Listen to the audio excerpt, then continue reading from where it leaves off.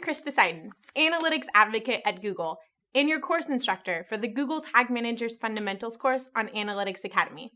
And today I'm joined by Lucas Bergstrom, the Product Manager for Google Tag Manager. Thank you so much for joining us. Glad to be here. Yeah. So today we're going to go through a bunch of your questions that you guys have submitted in the forum over the past couple weeks. And we've actually had so many great questions come in that we had to split this session out into two. So this is part 2 of our Q&A session. And if you guys missed part 1, be sure to go back and watch part 1 on the Analytics Academy course page because it's really great content. We went through a lot of really good questions and had a good conversation. It was fun. Yep, exactly. And actually this time, I'm going to start out with a question for you, Okay. which is, I understand that you worked on helping set up Tag Manager for the Analytics Academy site. Mm-hmm. Can you tell me a little bit about how you did that and what the benefits of doing that were? Yeah, definitely. So Tag Manager is a great product, and it's really versatile. So for the course, we mainly focused on showing you Tag Manager for an e-commerce site, our Travel Adventures website. But it really can be used on any type of site. So we actually have Tag Manager implemented on our course site so that we can measure things like how much of our video content our students are consuming and how people are progressing through various units of the course. So we're getting really, really actionable insights about, the types of things that people are really seeming to like and progress through and what might not be working. And that's going to really help us to build better courses in the future. And it's also helped us to even fix a few problems that we found along the way with this course. So, I love GTM, and it's really proven to be very actionable for us so far in this course. So I think that's really cool. Glad to hear it. So, Lucas, I've got a couple questions for you. Mm-hmm. I've noticed several questions in the forum around variables. Yep. And it seems like there might be a little bit of confusion about kind of what variables are and when you should use them. So could you shed some light on that for us? Yeah. So a variable is basically a piece of data that you want to use, right, in a tag or in a trigger, right? So if when your container is running, if you want to use the URL in the trigger, or if you want to maybe get the product category to send along with a tag, you're going to use a variable in Tag Manager to kind of capture that value and use it somewhere. And the kind of variable you're going to create depends on where the data is coming from, right? So if you are getting a value from a DOM element, you're going to want to use a DOM element variable. If you are getting a value that's been pushed to the data layer, you're going to use a data layer variable. Great. So that actually brings me to my next question, which is kind of similar, and that's really what's the difference between a trigger and a variable? Right. Are there some cases where you are using a variable and you could use a trigger, or how do those two play together? Yeah. So as I said, like a variable is really a piece of data that you want to use, but on its own, it's not going to do anything. It needs to be kind of used somewhere before it's going to do something. Right. A trigger, instead, is something where you're going to kind of look at the value of variables and decide if you want to fire a tag, right? And triggers really are just, they're just looking at stuff and making decisions about whether or not they're gonna fire that tag. Mm-hmm. So in terms of the question of like, when am I going to use a variable versus a trigger? I guess I think I saw this in the forum, and I think what people were talking about was, I've got this container and I use it on, maybe 5 different sites, right? And, they're pretty similar, GA tracking setups. So I could either have like 5 different tags and have the same, have different web property IDs, right? So I set up a trigger that looks at the host name and decides, which which tag to fire, right? And then so that fires the correct tag, and the tag has the web property ID in it. You can do that. The problem is if you do any other kind of configuration of the tag, like maybe you're setting up cross-domain tracking or something like that, you're going to have to set it up across 5 different tags. So if your tracking setup is basically the same across all those different sites, what we recommend instead is populate that web property ID field using a lookup table variable. And what that lets you do is look at the value of a variable, right? Like look at the host name, and depending on what the host name is, return a different value. So you can have one GA tag, right? And then, just populate the web property ID dynamically, right? Got Based it. on what you want. So that works if you're sending to only one analytics property at a time, Right. and it just may vary which analytics property you want to send to. Yeah. But if you want to send to multiple analytics properties from a single page, then you'll still need to have multiple tags. Yeah, that's exactly right. Yep. Great. And kind of another question, we're definitely doing more kind of advanced questions this time around. Mm-hmm. What's the best practice if you've already got code on the page that sends GA events, right? Mm-hmm. If you move to Tag Manager, should you kind of keep that code in place? Should you move all of it into Tag Manager? Yep. So that's a great question. And I've actually addressed this in a couple of ways in the various businesses that I've done analytics for as a practitioner. And I think that it really depends on the extent of the event implementation that you have on a website. Mm-hmm. So if you have a fairly robust implementation with a lot of events already tracked, I would actually recommend going ahead and leaving those events tags in place. Mm-hmm. And that way you can reuse the value of them. So what you would do in that case is you actually just would remove the track event command. Mm-hmm. So you're not sending data that's hard-coded to GA directly. And instead, in Google Tag Manager, you're going to build out a tag that has the event category, action, and label listening for the corresponding values of the stuff that you already have on your page. So that actually makes it, it's great for a couple of reasons, right? Because you're reusing a lot of the value that you already have. You're not redoing that effort. Mm-hmm. And it also prevents you from having to create a lot of new tags in Tag Manager. Yep. But let's say that you have a site that changes a lot, or there's only a couple of events that you need to get up and running fast.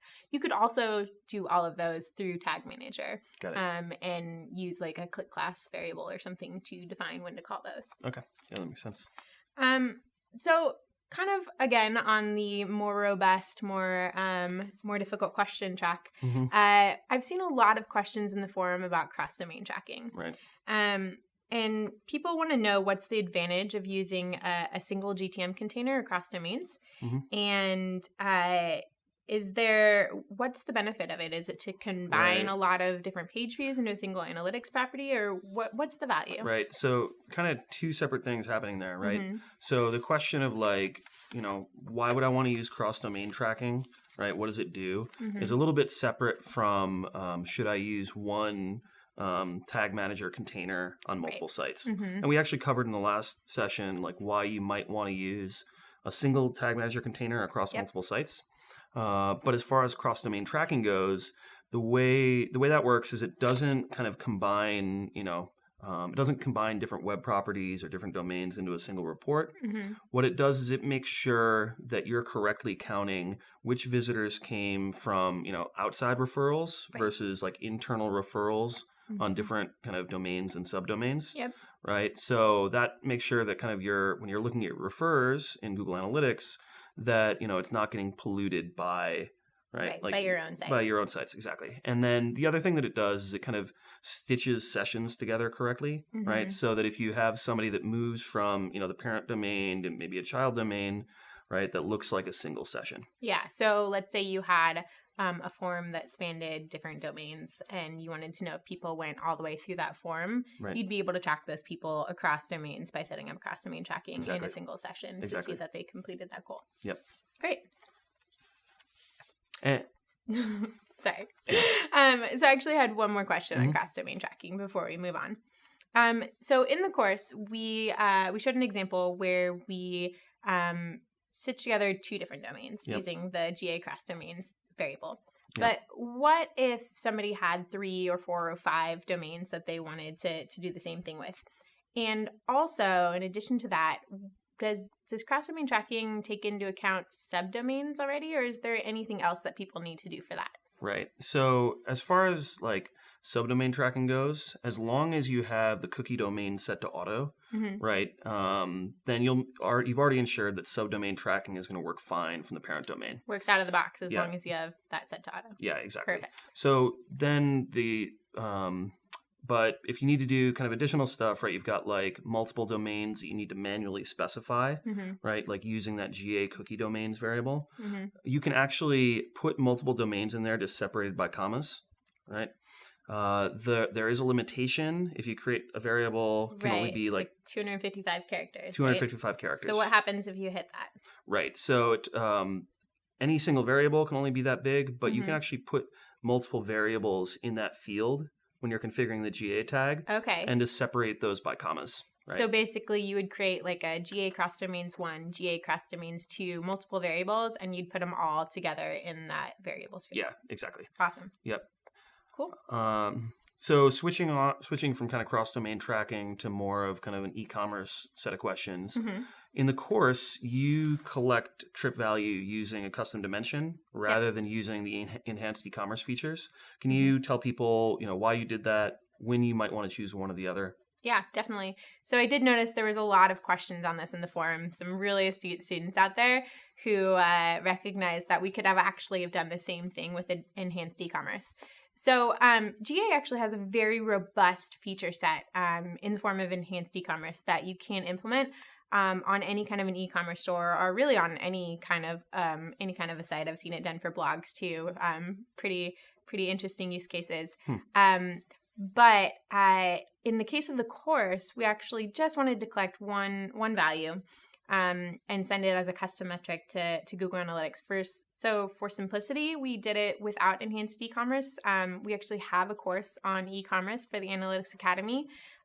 So we didn't want to reinvent that wheel. Mm-hmm. But also it allowed us to show you an example of collecting a value with the data layer and sending it to a custom metric in Google Analytics. So there was a few reasons, but I think it's really great that people kind of pointed that out and recognized that there's multiple ways to do this. Yep. That makes sense. Yep. So I have another question about form tracking. I know we talked about it a little bit earlier for cross domains, but what if you have a contact form and you want to track abandonment through GTM with goal funnels and analytics? Mm-hmm. How would you recommend setting this up? Right. So what we're talking about is somebody who kind of starts filling out a form, right, and then leaves it. Exactly. Yeah. So if you're going to do this using just standard analytics, you're going to need to send virtual page views to kind of indicate when someone starts, typing in a field. Yep. Right. If you're a premium customer, you can actually send events and then use our custom funnels feature, right? Which is pretty useful. Yeah. But most of you are going to have to use virtual page views. So what we recommend is because we don't, unfortunately, have a trigger right now that tells you when someone starts typing in a field, you're actually going to have code on the page that pushes an event to the data layer, right? And we recommend doing that on the on-change event, right, rather than the on-focus. Because if they're just kind of tabbing through all the fields, you don't want to necessarily too many extra hits. Count that. Yeah. Right. On change actually lets GA know that that field was actually changed. Somebody entered something in the field rather than tabbing through. Exactly. Yeah, exactly. So if you have access to the code on the page, you can, change the on change handlers for those different fields to have them push an event to the data layer, and then have a GA tag that takes that event and fires a virtual page view. If you don't have access to the code on the page, there is a solution if you're kind of more comfortable with JavaScript. And there are people that have written guides on kind of how to use a custom HTML tag to insert some code on the page that'll kind of do this event tracking for you. So you can kind of Google around for that if that's something that you're more comfortable doing. Yeah.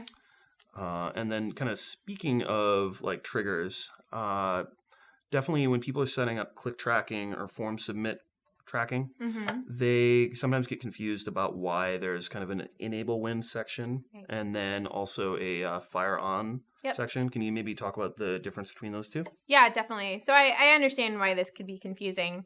But the main difference between enable when and fire on is really about when we start listening for what's happening versus when we're actually sending that event. So for example, if you only cared about a form that was submitted on, let's say, on your About page, you would actually set the trigger to enable when or to start listening only when the About.com page was up. And then you would actually trigger the form button, the submit button being sent. So you would fire on when that button was clicked. So that's the main difference, is just when you listen for it versus when you actually send it. Got it. And since we recommend that you kind of like test this stuff before you publish it live by kind of, saying enable on, just this page or just these pages, you kind of limit the number of pages you have to test right? Because it's not going to be listening for anything at all Right. unless that happens. That makes sense. Cool. Definitely. So I think that's about all we have time for in part 2 of the session. But before we close out, I wanted to address one last question. So I've seen a lot of people in the forum asking about the course completion certificate, and if completing this GTM Fundamentals course on Analytics Academy was the same or the equivalent of the GA-IQ exam. So it's not the same. It's not the equivalent. The GA-IQ exam is actually a much more robust exam. And we're looking at potentially having something similar in the future for GTM, but for now, it's not the same. And also, if you're a partner, I've seen a lot of questions about partners who are interested to know if the Fundamentals course certified them as a partner for GTM. And the answer there, again, is no. We have actually a partner certification process through the GACP program. Right. So if you're a partner and you're interested in getting certified for GTM, I definitely reach out to the GACP program, and you can find out more information that way. Cool. So with that, I want to thank you guys all again so much for joining us. I think this has been an incredible set of questions and a conversation that we've been able to have over these last couple of videos. Yep. And I also wanted to remind you guys one last time of all of the resources that we have. So again, we have so many great resources with the Analytics Academy. There's Digital Analytics Fundamentals and Platform Principles. We mentioned e-commerce. There's a course for that. And there's also a course for mobile. So definitely a wealth of knowledge that you guys can go out and study through the Analytics Academy. Additionally, we have a lot of blog resources. So Google Analytics it's a great blog to follow. They blog about a lot of things for GA and GTM.